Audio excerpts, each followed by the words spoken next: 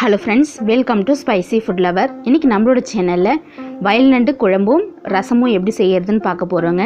வயல் நண்டு பார்த்திங்கன்னா இறந்து போனதுக்கப்புறம் சமைக்கக்கூடாது. நம்ம க்ளீன் பண்ணும்போதே செத்து போச்சுன்னா தூக்கி போட்டுடணுங்க. அது மட்டும் இல்லை, சின்ன சின்ன கொடுக்கு எதுவுமே யூஸ் பண்ணக்கூடாது. இந்த பெரிய கொடுக்கை மட்டும்தான் நம்ம யூஸ் பண்ணணும். குழம்பு வந்துட்டு பார்த்திங்கன்னா புளி ஊற்றி செய்கிறது ரொம்பவே நல்லதுங்க. க்ளீன் பண்ணிவிட்டு ரொம்ப நேரம் வச்சுருக்கக்கூடாது. இன்றைக்கி வயல் நண்டு குழம்பு செய்கிறதுக்கு பார்த்திங்கன்னா புளி ஊற வச்சுருக்கேங்க. நல்லா ஒரு பெரிய கையளவு எடுத்திருக்கேன். புளி ஊற்றி செஞ்சால் தான் குழம்பு ரொம்பவே சூப்பராக இருக்கும். புளி ஊற்றினா வயல் நண்டு குழம்பு செய்யலாம். வெங்காயம் பார்த்திங்கன்னா 3 பெரிய வெங்காயம் எடுத்து கட் பண்ணி எடுத்துருக்கேங்க. அடுத்ததான் 2 தக்காளி பழம் நீல வாக்கில் நறுக்கி எடுத்து வச்சுருக்கேன். பூண்டு பார்த்திங்கன்னா ஒரு கையளவு உரித்து வச்சுருக்கேங்க. நம்ம பூண்டை வந்துட்டு இடித்து தான் சேர்க்க போகிறோம். குழம்புக்கு அரைச்சி ஊற்றுறதுக்கு ஒரு முடியளவு தேங்காய் துருவல் எடுத்துருக்கேங்க. தேங்காய் கூடயே பார்த்திங்கன்னா மிளகு ஜீரகமும் அரைச்சி நம்ம பவுடராக சேர்க்க போகிறோம். குழம்புக்கு 1.5 ஸ்பூன் மிளகு, 1 ஸ்பூன் அளவு ஜீரகம் எடுத்துருக்கேங்க. இது ரெண்டையும் பவுடராக அரைச்சி வச்சு பாருங்கள். மிளகு ஜீரகம் ரெண்டையும் இது போல் பவுடராக அரைச்சி எடுத்துக்கோங்க.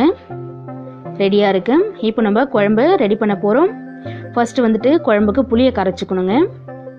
நல்லா ஒரு கையளவு புளி உருட்டி எடுத்துருக்கேங்க. கொஞ்சம் புளி எக்ஸ்ட்ரா சேர்க்கும் போது நண்டு குழம்பு ரொம்பவே சூப்பராக இருக்கும். இந்த புளியை கரைச்சி எடுத்துட்டு நம்ம க்ளீன் பண்ணி வச்சுருக்கிற நண்டை வந்துட்டு இந்த புளி தண்ணியில் தாங்க ஊற விட போகிறோம். ஏன்னா சமைக்கிற வரைக்கும் நண்டை வந்துட்டு வெறுமனே வைக்கக்கூடாது. புளியில் வந்துட்டு சேர்த்து வைக்கும்போது தான் அது வந்துட்டு கெட்டு போகாமல் இருக்கும். வயல் நண்டு நம்ம கடல் நண்டு மாதிரி ரொம்ப நேரம் வச்சு யூஸ் பண்ணக்கூடாதுங்க. ஃப்ரெஷ்ஷாக உடனே செஞ்சிடணும். புளி தண்ணி கரைச்சி எடுத்துருக்கேன் பாருங்கள். நம்ம க்ளீன் பண்ணிய நண்டை வந்துட்டு இந்த புளி தண்ணியில் போட்டு வச்சிடணுங்க. நம்ம குழம்பு தாளிக்கிற வரைக்கும் புளி தண்ணியில் நண்டு அப்படியே இருக்கட்டும். தேவையான அளவு பாதி அளவு நம்ம குழம்புக்கு எடுத்துக்கலாம். மீதி கொஞ்சம் போல் நம்ம நண்டு ரசத்துக்கு எடுத்துக்க போகிறேன். நண்டு புளியில் சேர்த்துட்டு எடுத்து வச்சிடலாம். கொஞ்சமாக இதில் மஞ்சத்தூள் சேர்த்து கலந்து வச்சுருங்க. இருக்கட்டும். இப்போ நம்ம நண்டு குழம்பு செய்யலாம். ஸ்டவ் ஆன் பண்ணிவிட்டு ஒரு அகலமான பாத்திரம் வச்சுக்கலாங்க. சூடாகட்டும். இதில் எண்ணெய் சேர்த்துக்கலாம். 100 கிராம் அளவு எண்ணெய் சேர்த்துட்டு எண்ணெய் சூடாகட்டும். 1/2 ஸ்பூன் அளவுக்கு கடுகு சேர்த்துக்கலாம். கடுகு நல்லா பொரிஞ்சதுக்கு அப்புறமா வெந்தயம் 1/2 ஸ்பூன் சேர்த்துக்கலாம். டேஸ்ட் நல்லாயிருக்கும். வெந்தயம் பார்த்திங்கன்னா உடம்புக்கும் குளிர்ச்சி. இப்போ பூண்டு பார்த்திங்கன்னா இடித்து வச்சுருக்கேங்க. இந்த இடித்த பூண்டை எண்ணெயில் சேர்த்துக்கலாம். நல்ல வாசனையாக இருக்கும். இடித்து சேர்க்கும் போது எண்ணெயில் பொரியட்டும். சிம்மில் வச்சுக்கோங்க அடுப்பை. நல்லா கலந்து விட்டுக்கலாம். முழுசாக போடுறத விட இது போல் இடித்து சேர்க்கும் போது குழம்பு நல்லாவே வாசனையாக சூப்பராக இருக்குங்க. அடுத்ததாக பார்த்திங்கன்னா இஞ்சி பூண்டு பேஸ்ட்டு ஒரு 1/2 ஸ்பூன் அளவு சேர்த்துக்கலாம். குழம்புக்கு நல்ல ஒரு ஃப்ளேவர் கொடுக்கும். எண்ணெயில் இதையும் நல்லா மிக்ஸ் பண்ணி விட்டுடலாம். அதோட பச்சை வாசனை போகிற அளவுக்கு அந்த பூண்டோட வாசனையும் இந்த இஞ்சி பூண்டும் நல்லா இது போல் குழம்புல கலந்து விடுங்க. குழம்பு வச்சதுக்கப்புறம் பார்த்திங்கன்னா சூப்பரான ஒரு வாசனையாகவும் இருக்குங்க. அடுத்ததாக நம்ம நறுக்கி வச்சுருக்கிற வெங்காயம் சேர்த்துக்கலாம். 3 வெங்காயம் சேர்த்துருக்கேங்க. நீங்கள் சின்ன வெங்காயம் வேணும்னா சின்ன வெங்காயமும் சேர்த்துக்கலாம். வெங்காயம் சேர்த்துட்டு நல்லா வதக்கி விட்டுடலாம். வெங்காயம் வதங்கட்டும். இப்போ நம்ம குழம்புக்கு தேங்காய் அரைச்சிக்கலாம். அந்த ஒரு முடி தேங்காய் கூட கொஞ்சமாக நம்ம சோம்பு சேர்த்து அரைச்சிக்க போகிறோம். ஒரு 1/2 ஸ்பூன் போல் சோம்பு சேர்த்துட்டு இதை நல்லா விழுத அரைச்சி எடுத்துக்கலாம். வெங்காயம் வதங்கிறதுக்காட்டி நம்ம அரைச்சி எடுக்க சரியாக இருக்கும். பாருங்கள், வெங்காயம் நல்ல கலர் மாறிட்டு வதங்கிடுச்சு. இது போல் சுருளை அந்த பூண்டு வெங்காயம்லாம் வதங்கினா நல்ல வாசனை கொடுக்கும். குழம்புக்கு டேஸ்ட்டும் சூப்பராக இருக்குங்க. இப்போ நம்ம நறுக்கி வச்சுருக்கிற தக்காளி பழம் சேர்த்துக்கலாம். 2 தக்காளி பழம் எடுத்துருக்கேங்க. தக்காளி சேர்த்துட்டு தக்காளியும் பார்த்திங்கன்னா நல்லா மசிஞ்சு வர அளவுக்கு வதக்கிக்கலாம்.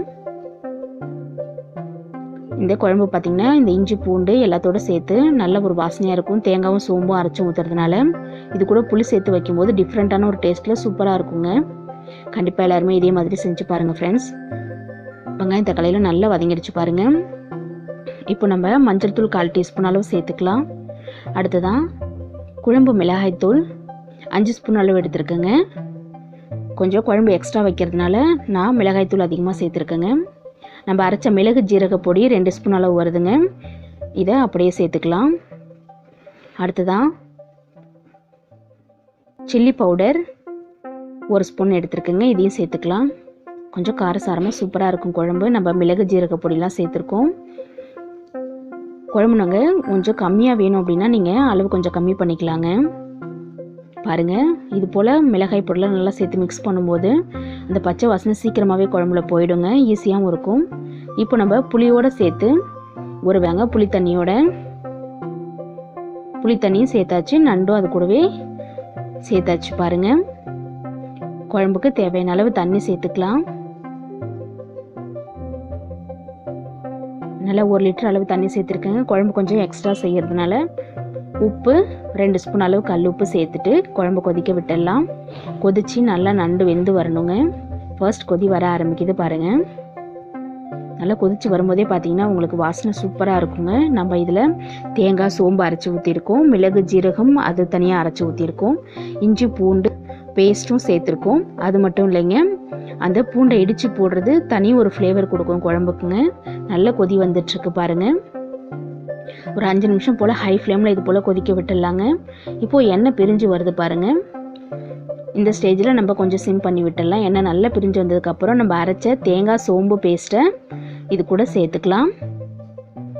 ஏன்னா தேங்காய் சேர்ந்துட்டு நம்ம ரொம்ப நேரம் கொதிக்க விட மாட்டோம். ஜஸ்ட்டு ஒரு 2-3 கொதி, ஒரு 3 நிமிஷம் போல் கொதிக்க விட்டால் போதும். தேங்காய் சேர்ந்துட்டு கொதிக்கிட்டு இருக்கு பாருங்கள். அடுத்து நல்லா எண்ணெய் பிரிஞ்சு திரும்பவும் வந்ததுக்கப்புறம் கொஞ்சம் போல் கருவேப்பிலை தழை தூவிட்டு நம்ம ஸ்டவ் ஆஃப் பண்ணிட வேண்டியது தாங்க. பாருங்கள், எவ்வளோ ஃப்ளேவர்ஃபுல்லாக சூப்பராக நம்மளுடைய நண்டு குழம்பு, புளி ஊற்றின வயல் நண்டு குழம்பு காரசாரமாக ரெடி ஆகிடுச்சிங்க. பெஸ்ட்டு சைட் டிஷ்ஷாக இருக்கும். சாதத்தோடு சாப்பிட்டிங்கன்னா நண்டு நல்லா ரெடி ஆகிடுச்சு. உடம்புக்கு ரொம்பவே நல்லதுங்க நாட்டு நண்டு. கண்டிப்பாக வயல் நண்டு கிடச்சிதுன்னா இந்த மெத்தடில் செஞ்சு பாருங்கள், உடம்புக்கும் சூப்பராக இருக்கும், டேஸ்ட்டும் செம்மையாக இருக்குங்க. இப்போ நம்ம நண்டு ரசம் செய்யலாம். மீதமுள்ள ஒரு 1/4 கிலோ அளவு நண்டு எடுத்துருக்கேங்க ரசத்துக்கு. இந்த நண்டை பார்த்திங்கன்னா நல்லா நம்ம இடித்து எடுத்துக்க போகிறோங்க. ஒரு உரல்கல் வச்சுட்டு இந்த நண்டை எல்லாத்தையுமே நல்லா நம்ம இடித்து விட போகிறோம். ஒவ்வொரு நண்டும் நல்லா நசுங்கணுங்க. அப்போ தான் ரசம் வந்துட்டு இந்த நண்டோட சாரெல்லாம் ரசத்தில் வந்து இறங்கும். மெதுவாக இது போல் எல்லா நண்டையுமே இடித்து விட்டுக்கலாம். ரசத்துக்கு அதிகமாக எடுக்கணும்னு அவசியம் இல்லைங்க, கொஞ்சம் போல் எடுத்தாலே போதும். இது எல்லா நண்டையுமே நம்ம நல்லா இடித்து இங்கே பாருங்கள் நல்லா பேஸ்ட் மாதிரி கையில் வருது. இப்போது ரெடி ஆகிடுச்சு. அடுத்து ரசத்துக்கு நம்ம புளி ஊற வச்சு தனியாக எடுத்துக்கலாம். ரசத்துக்கு கொஞ்சமாக தாங்க, ஒரு நெல்லிக்காய் அளவு புளி எடுத்தால் போதும். ஒரு சின்ன கிண்ணத்தில் தான் ஊற வச்சுருக்கேன். இவ்வளோதாங்க புளி. இந்த புளியை நம்ம கரைச்சி இப்போ எடுத்துக்கலாம். புளி நல்லா கரைச்சிட்டு ரசம் கூட்டிக்கலாம். ஒரு அகலமான பாத்திரத்தில் கரைச்சி புளியை வடிகட்டி எடுத்துக்கலாம். புளி தண்ணி கம்மியாக தான் வந்துருக்கு பாருங்கள், இந்த அளவு தான் இருக்கணும். இப்போ நம்ம இடித்த நண்டை வந்துட்டு இதில் சேர்த்துக்க போகிறோங்க. இடித்து வச்ச நண்டை இந்த புளியோடு சேர்த்துக்கலாம்.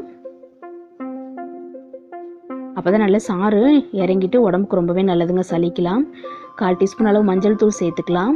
2 தக்காளி பழம் இது கூடவே சேர்த்துக்கலாம். சேர்த்துட்டு அடுத்துதான் மிளகு ஜீரக பொடிங்க, இது 2 ஸ்பூன் அளவு சேர்த்துக்கலாம். அரைச்சி வச்சுருக்கேங்க, எப்போதும் அரைச்சி வச்சுருப்பேன் ரசம் வைக்கணும்னா.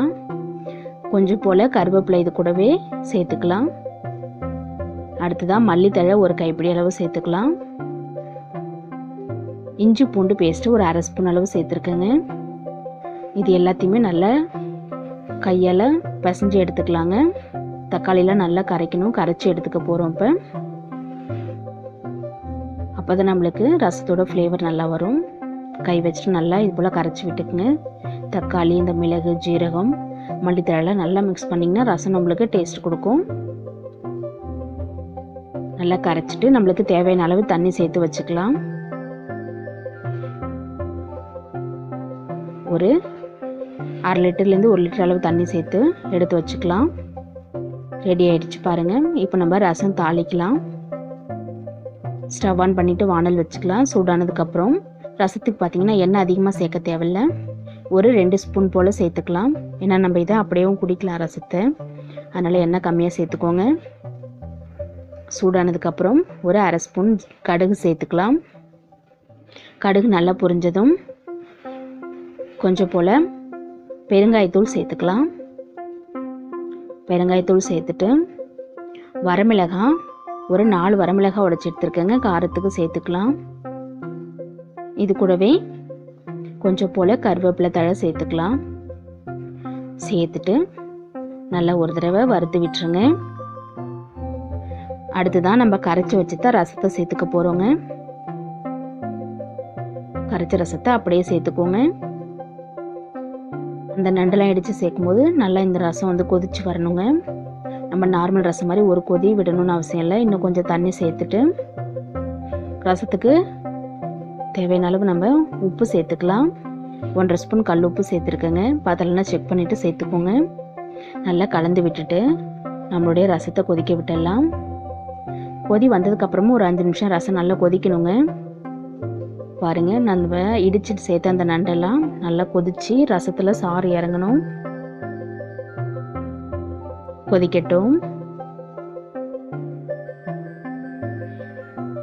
நம்ம நார்மல் கடல் நண்டு ரசத்தை விட இந்த நண்டு ரசம் தாங்க உடம்புக்கு ரொம்பவே நல்லது. ஃபர்ஸ்ட் கொதி வர ஆரம்பிக்குது பாருங்கள். கொஞ்சம் கொஞ்சமாக கொதிச்சு வருது. இது போல் கொதிச்சு நுரைச்சி பொங்கி வரும். கொஞ்சமாக மல்லித்தழை தூணிங்கன்னா நல்ல வாசனையாக இருக்கும். மல்லித்தழை தூவிட்டு அடுத்ததான் ஒரு 5 நிமிஷம் போல் கொதிக்க விடலாம் ரசத்தை. நம்ம நார்மல் ரசம் பார்த்திங்கன்னா உடனே இறக்கிடுவோம். இது நல்லா கொதித்து அந்த சாரெல்லாம் இறங்கணும். பாருங்க, நல்லா கொதிச்சு சூப்பராக வாசனையாக இருக்குது. இப்போ நம்ம ஸ்டவ் ஆஃப் பண்ணிடலாம். நம்ம சேர்த்த இந்த நண்டோட ரசத்தோட கலரே பார்த்தீங்கன்னா நல்லா டிஃப்ரெண்ட்டாகவும் இருக்குங்க. டேஸ்ட் ரொம்பவே சூப்பராக இருக்கும். நீங்கள் அப்படியேவும் குடிக்கலாம், சாதத்தோடு சேர்ந்து சாப்பிடலாம். சளிக்கெலாம் ரொம்பவே நல்லதுங்க. இதே மாதிரியே செஞ்சு பார்த்துட்டு கமெண்ட் பண்ணுங்கள் ஃப்ரெண்ட்ஸ். லைக் பண்ணுங்கள், ஷேர் பண்ணுங்கள்.